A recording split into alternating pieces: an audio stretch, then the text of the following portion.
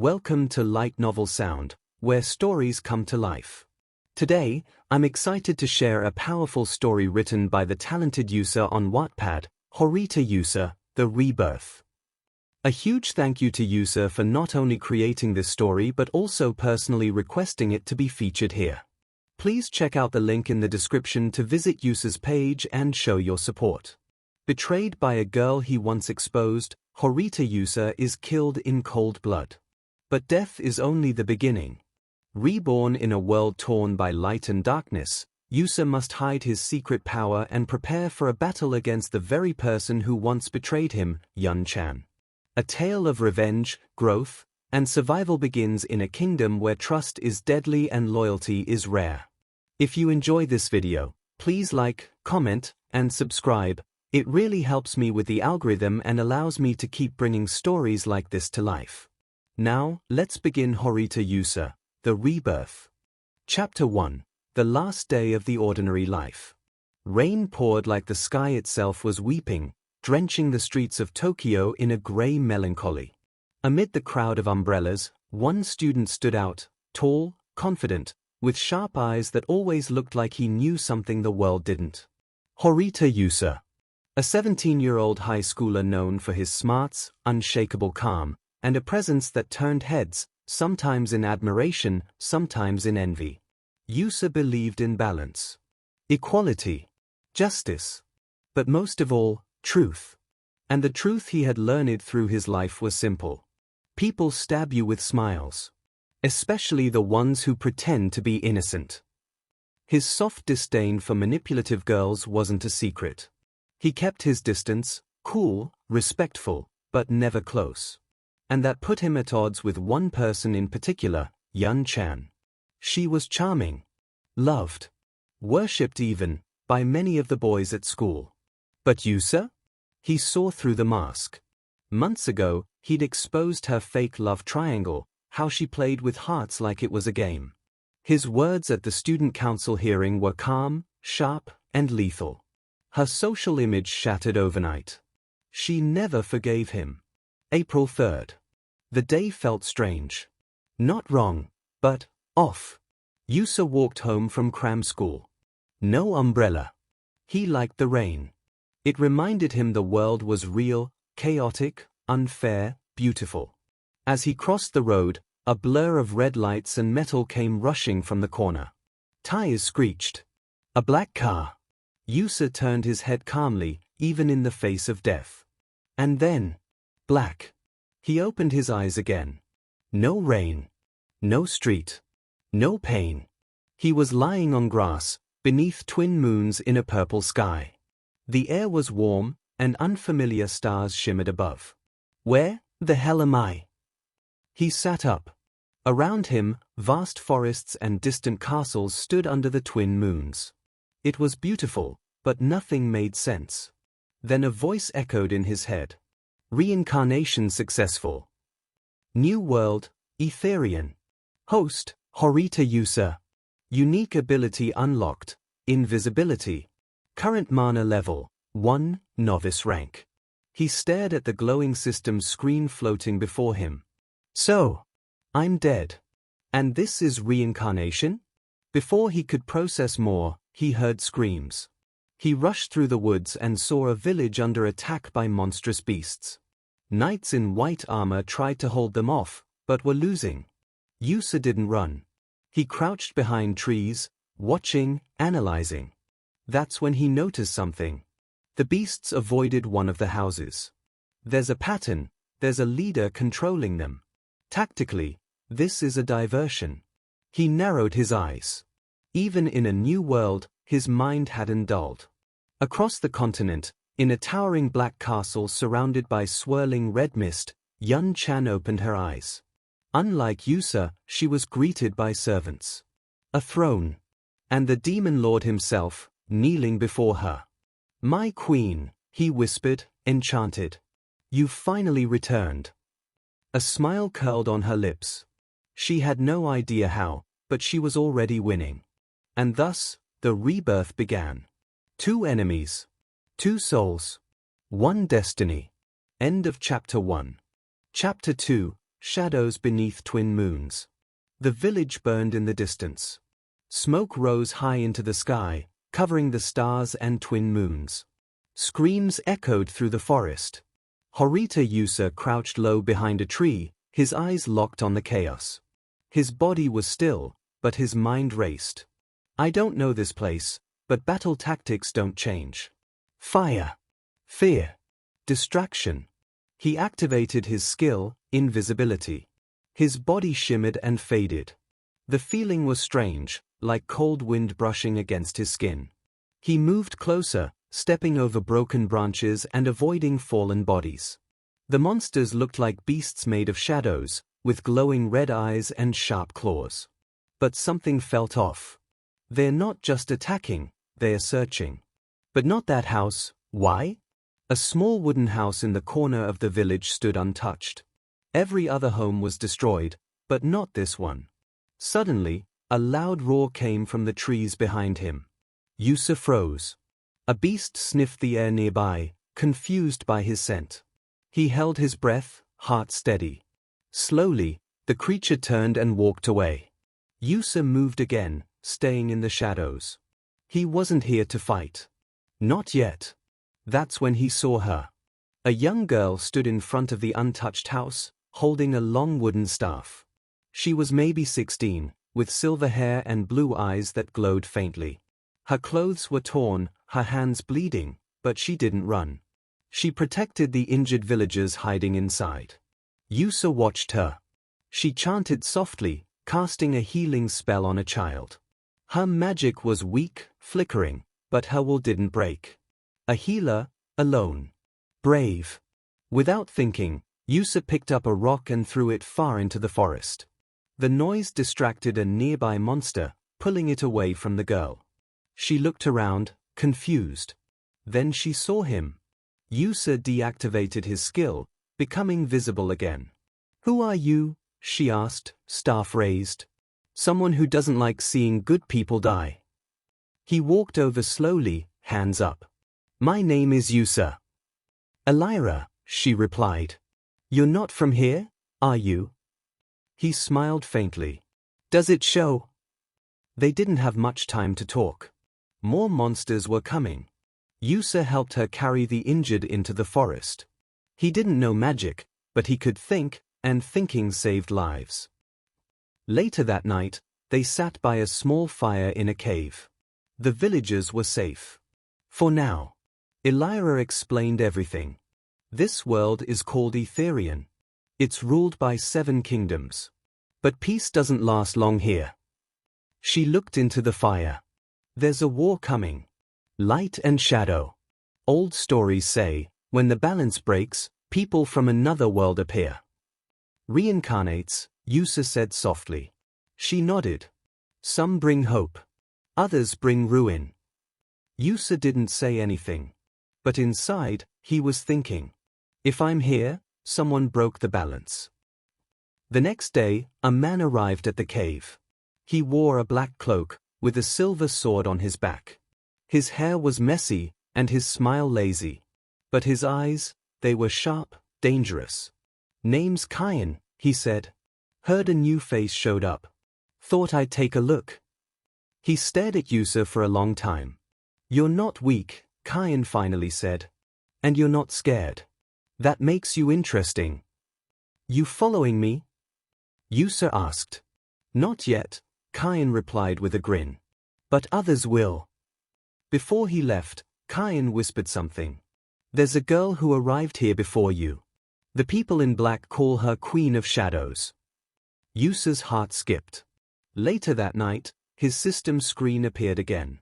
Target detected, Yeon Chan. Status, ascended entity, rank, unknown. He stared at the glowing words. She's here, and she's already far ahead. He clenched his fist. In this world or the last. I won't let lies win. End of Chapter 2. Chapter 3, Ashes of a Vow. The cave was cold, but it wasn't the wind that made Yusa restless. He stood outside, watching the sky.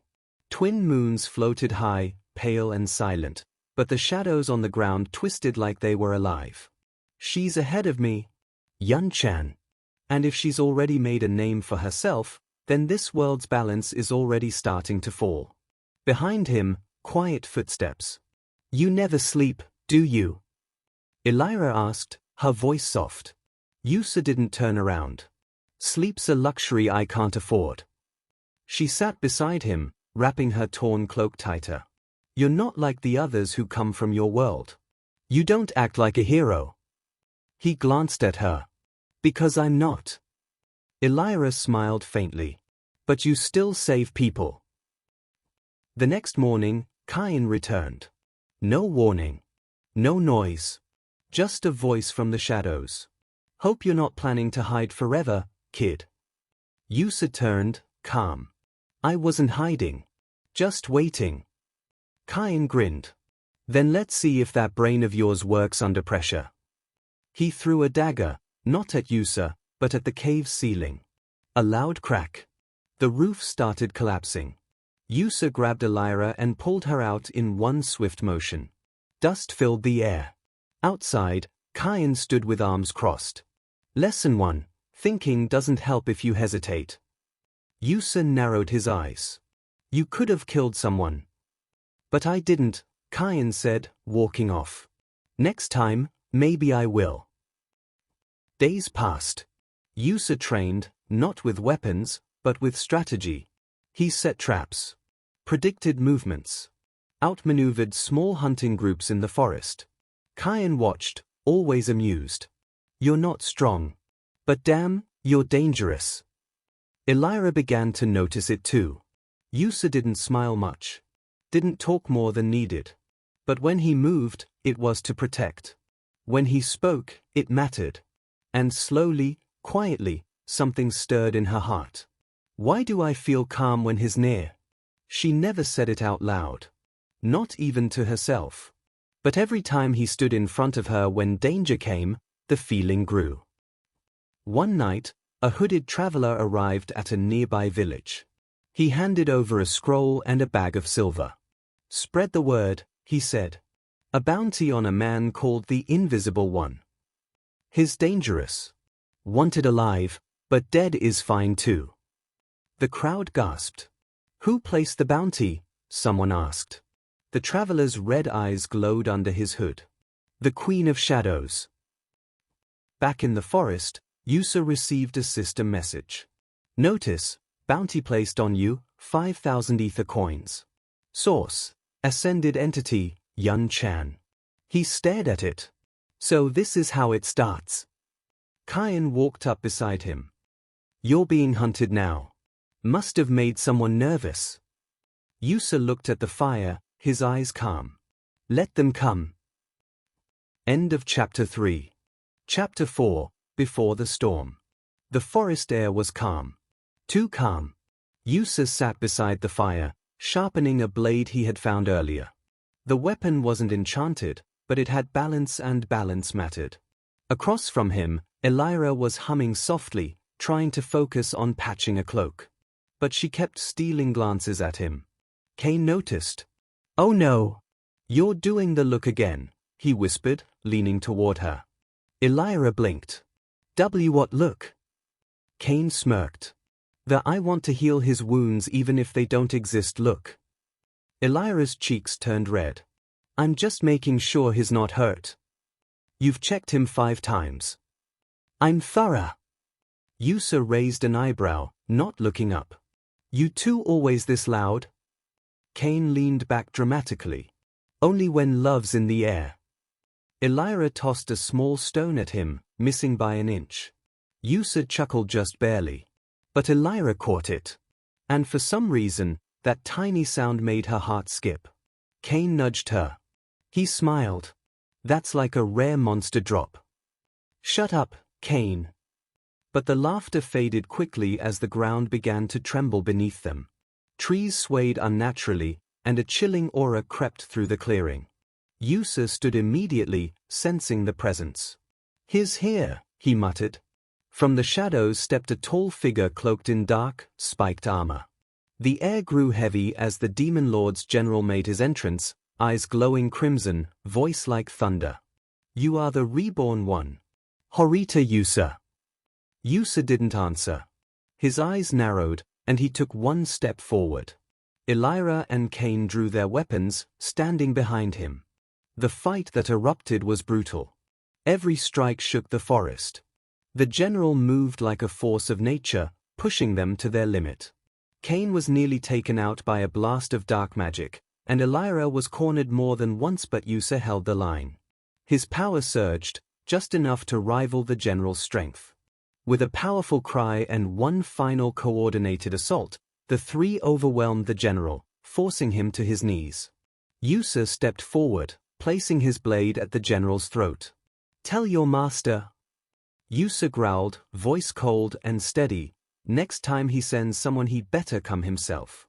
Because if he keeps this up, I will come for him." The general vanished in a swirl of black smoke, the echo of Yusa's message carried with him. Far away, in the demon realm, Yeon Chan sat on her throne watching through a crystal mirror. She had heard every word. And for the first time in centuries, her hand trembled. She slammed her fist down, shattering the mirror. "The marking is real," she muttered to herself, beads of sweat forming on her brow.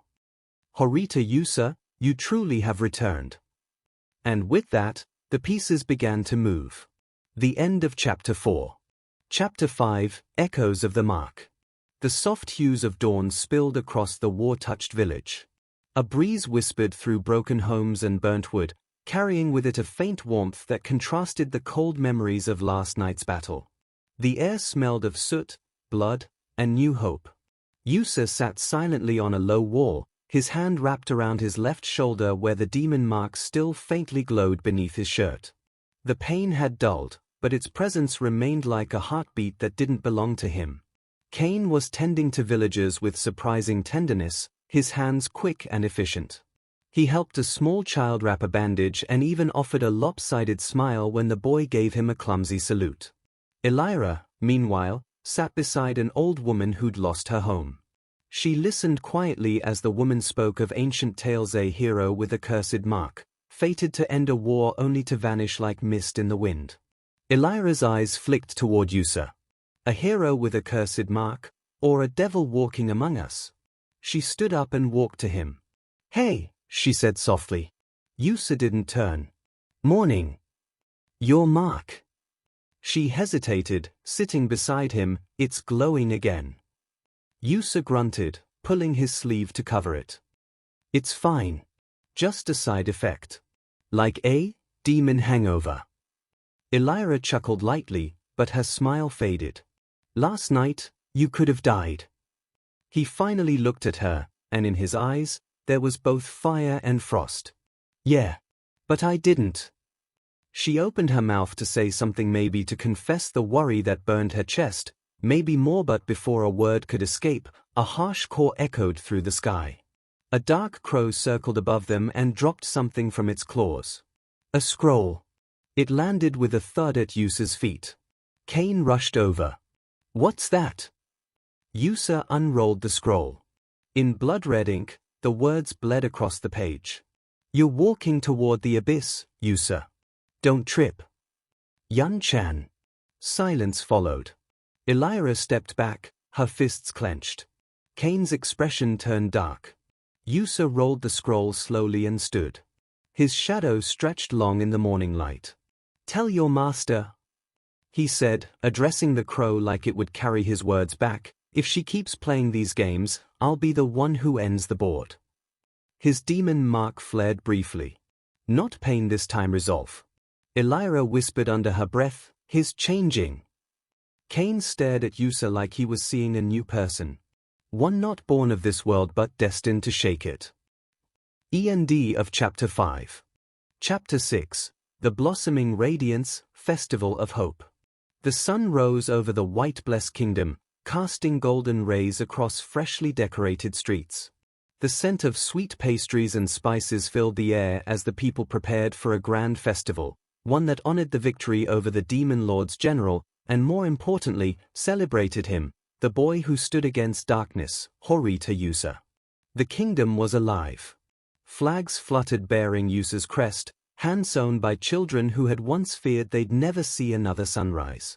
Merchants sold hand-carved miniatures of him in his cloak, and rumors swirled through the crowd about his unmatched strength and kindness. Kane chuckled, hands behind his head as he walked beside Yusa and Elira, watching the crowd's excited whispers and giggles. "Look at you, man. They're gonna start praying to you if you keep this up." Yusa scratched the back of his head awkwardly. "I didn't do anything alone, we fought together." Elira smiled beside him, but her gaze flickered toward a group of girls who were waving eagerly at Yusa. A few even blew kisses. She blinked, visibly stiffening. Kane smirked. "You okay, Elira?" "I'm fine," she said too quickly, tightening her grip on her staff. "Why wouldn't I be?" Yusa tilted his head. "You sure? You've been glaring at that one girl for like 5 minutes." Elira immediately looked away. "No, I wasn't." They reached the festival square, where townsfolk cheered and invited them into booths. Yusa tried candied fruits, joined a ring toss contest with local kids, and even got dragged into a dance circle. For the first time in a long time, he laughed. He was just a boy again, not a savior, not a warrior. Just Yusa. And Elira? She watched him quietly from the side, her cheeks dusted pink. Later, at nightfall, the three of them stood atop the kingdom's walls, watching fireworks bloom into the sky. Kane leaned against the railing. "We're finally seeing peace, here." Yusa nodded. "For now. But we'll be ready if it ever changes again." Elira stepped forward, her voice softer. "You gave them hope, Yusa.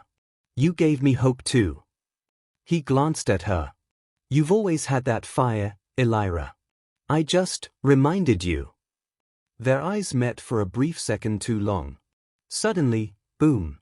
A final firework lit up the night sky, and from the distant darkness of a mountain far beyond the kingdom, a pair of furious glowing eyes watched them. Yeon Chan, sitting in the shadows, clenched her fist as she saw Yusa celebrated by thousands. "Enjoy it while you can, Horita Yusa. The next move is mine." End of Chapter 6. Chapter 7, The Queen in Shadows. A chilling silence hung within the abyssal throne room, where light dared not enter. In the heart of that darkness sat Yeon Chan, the queen draped in crimson and void. Her eyes, like twin amethysts laced with fire, stared at the flickering illusions around her scenes of her defeated general, Yusa's growing power, and the White Blessed Kingdom's rising fame. She didn't blink. She didn't flinch. Around her, generals knelt in uneasy silence. One dared to speak. "My queen, the boy Yusahi grows stronger." Yeon Chan slowly rose, her dark royal cloak whispering across the cold marble floor. "Of course he does," she said softly, a faint smile curling on her lips. "I've been feeding him strength." Gasps echoed in the chamber. Even the bravest generals looked away. But why dash? "Because," she interrupted coldly, "heroes must taste glory before they fall. It makes the tragedy sweeter." Just then, the walls of the throne room trembled. A black rift cracked open in the air and from it stepped the demon lord. Towering, his demonic aura oozed hatred and raw destruction. "Yeon Chan," he growled. "Another general lost." Yeon Chan didn't bow. She turned toward him with graceful defiance. "Indeed," she said. "How clumsy of you to send such weaklings."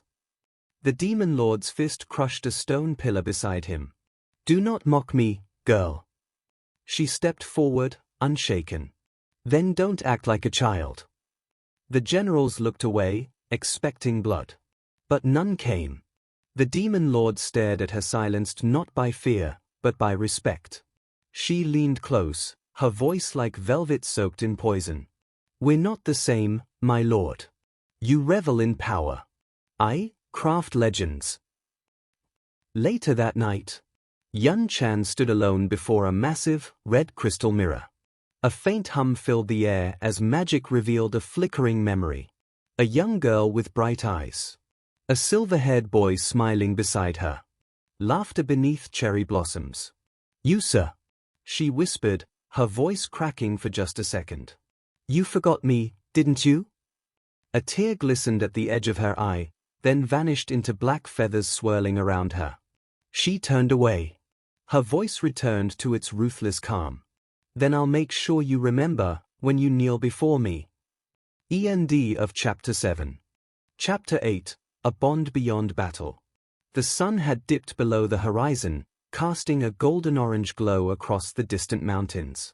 Within the quiet sanctuary of a small mountain village under the protection of the White Blessed Kingdom, the atmosphere was calm, serene, and far removed from the chaos that plagued the world beyond its borders. Yusa stood by the edge of a small stream that ran through the heart of the village, his reflection rippling across the water's surface. His white cloak gently danced in the wind as he gazed silently into the fading light. The wounds of the recent battle had begun to heal, but the weight of his responsibilities remained etched on his face. You always look so serious when you're alone, came a soft voice from behind him. Yusa turned to find Elira approaching, her silver-blonde hair shimmering under the twilight sky. She wore a light blue dress borrowed from one of the villagers, far more delicate than her usual armor. Her presence brought a moment of peace that even the quiet landscape couldn't provide. Just thinking, Yusa replied with a small smile. About everything. About what's ahead. Elira stepped beside him, her gaze following his to the glowing sky. You don't always have to carry it all alone, you know. We're here too. Yusa glanced at her, eyes softening. For a brief second, he felt warmth not from the fading sun, but from the closeness they shared. You're right, he said. It's just hard to let anyone in. But maybe you make it easier. Elira's cheeks turned the faintest shade of red, but she didn't look away. Her fingers gently brushed against Yusa's for the briefest moment before she stepped away, breaking the moment with a small smirk. Come on, the festival's about to start. You'll miss all the fun. As they reached the village square, the place had transformed. Paper lanterns floated overhead, casting a warm glow. Children ran with sparklers, music played from wooden instruments, and villagers gathered to celebrate a rare night of peace. Kane waved from a food stall, already munching on skewered meat. Oi! You two took your time, he called out with a grin. I was starting to think you got lost in each other's eyes. Yusa rolled his eyes, while Elira shot Kane a deadly glare that made him laugh even harder. The trio spent the evening among the villagers, laughing, eating, and dancing. For the first time in what felt like ages, they weren't warriors, they were simply people. Later that night, the three sat under a large cherry blossom tree at the edge of the village. The stars above twinkled like a sea of diamonds. Kane lay on the grass with his arms behind his head. You know, for a guy who acts like the whole world's fate rests on him, Kane began, you looked almost human tonight, Yusa. Maybe Elira's rubbing off on you. Yusa smirked. You talk too much. I'm just saying, Kane continued, moments like this, they're rare. We should hold on to them. Yusa looked between his two companions, the fiercely loyal friend and the strong, beautiful girl who had quietly carved her way into his heart. Something had changed tonight. The war wasn't over, and the path ahead was long, but they had each other. And that, for now, was enough. To be continued. End of Chapter 8. Chapter 9. The Last Light Before War. Peace had bloomed briefly in the kingdom of White Bless. After their recent victories, the people celebrated.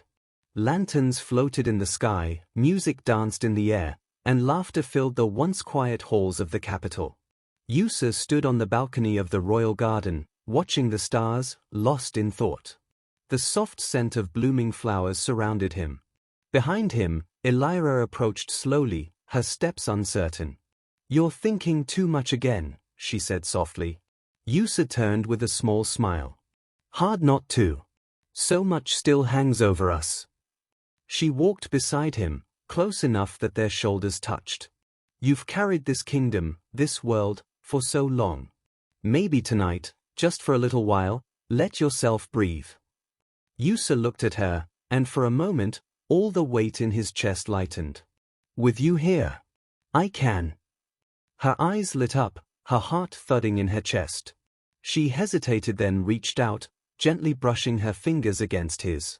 Cain found them a moment later and joined with his usual awkward charm, teasing the two. The three laughed, shared drinks, and talked about dreams of what could come after the war. "Maybe we'll all travel together when this is over," Cain said. "White blesses next king roaming around like a traveler." Elira smirked. "Not a king," Yusa muttered, "just someone trying to protect what he loves." The air stilled. And then, a soft breeze turned sharp. The laughter stopped. Yusa's instinct screamed. From the treetops, a shadow descended, masked, silent, and deadly. A glint of silver flashed in the moonlight. Yusa shouted, lunging forward. But the blade struck before he could reach her. Elira gasped as the weapon pierced her abdomen. Blood sprayed across the marble path. "No!" Yusa screamed, catching her before she hit the ground. Cain's sword flashed instantly, clashing with the assassin. The fight was fierce, short, and the assassin vanished into dark mist, leaving only echoes behind. Elira trembled in Yusa's arms, her eyes wide with pain. "Yusa!" Her voice was a whisper, fragile and fading. "No, no, no, stay with me. You'll be okay. We'll get you to the healers." Her hand touched his face, streaked with her blood. "I always wanted to tell you." "Don't say goodbye," he whispered desperately. "I love you. I truly do." Her breath stopped. The world fell silent. A crack louder than thunder echoed from Yusa's heart. His scream tore through the night, shaking the heavens themselves. His power surged unlike anything seen before. A storm of white light and crimson rage burst from his body, burning the garden around him. The air itself bent under the weight of his fury. Cain staggered back. What is this?" "Yusa?" Yusa's eyes glowed pure white with fury. "She's gone," he whispered. "And someone will pay." Far away, in the dark throne room of the Demon Lord, the assassin knelt, bowing low. "It's done." Yeon Chan's crimson lips curled into a smile, but before she could speak, a dark wave of energy rolled across the sky. The windows cracked. Even the Demon Lord stood from his throne, shaken. "What is that?" Yeon Chan's smile faded. Her fingers twitched. This wasn't supposed to awaken him yet. She turned to the shadows, eyes narrowing. "We've made a monster." Back in White Bless, Yusa stood alone in the burning ruins of the garden, holding Elira's lifeless body. His voice cut through the silence. "This war ends with your blood." End of Chapter 9. Chapter 10. The Grand Finale, The Last War. The skies turned a deep crimson as thunder rumbled in the distance. Winds howled across the battlefield as two massive forces stood face to face. On one side, the proud and newly risen White Bless Kingdom, led by Horita Yusa, Cain, and the last remaining warriors of hope. On the other side, the fearsome Dark Bless Kingdom, commanded by Yeon Chan and the Demon Lord himself. Yusa stood tall in front of his army. His once soft eyes now burned with fire. The pain of losing Elira, the pressure of saving his kingdom, it all pushed him beyond the limits of a normal hero. He looked at Cain beside him, who gave him a firm nod. "This is it, brother. No holding back." Yusa raised his sword high into the air, the holy light radiating from it causing the clouds to part. "Today, we fight for everyone we've lost. For Elira. For our future." A massive war cry erupted from his army. Without hesitation, the two forces clashed. Explosions, magic spells, and steel roars filled the battlefield. Cain darted like a flash, taking down enemies with his twin blades. Yusa was a storm of fury, each strike he made carved through darkness. Then, in the middle of the battlefield, the ground trembled. The Demon Lord emerged in his full power. Yusa charged in, clashing with the Demon Lord in a battle that shook the earth. Their swords clashed again and again, Yusa bleeding, bruised, but never stopping. The Demon Lord laughed, "You're just a boy with a glowing sword." Yusa screamed back, "I'm a boy who's had enough." With a burst of energy, Yusa slashed through the demon lord's chest. With one final blow, he ended the tyrant's reign. Everyone watched in silence. The war was almost over. Yusa, covered in wounds and dirt, walked through the ruins of the battlefield. He found Yeon Chan, injured but alive. Her face was bruised, yet her eyes were calm. Yusa raised his sword again, voice cold. "Any last words?" Yeon Chan, breathing heavily, looked up at him with tears. "Yusa, I love you. Please, spare me." Everything froze. Yusa blinked. What the F dash? His hand trembled. His mind couldn't process what she just said. The girl who caused so much pain, the villain behind Elira's death, she loved him? Her face says it all. She is not even lying like WTF is happening. Silence followed. The camera zoomed in on Yusa's shocked face. To be continued.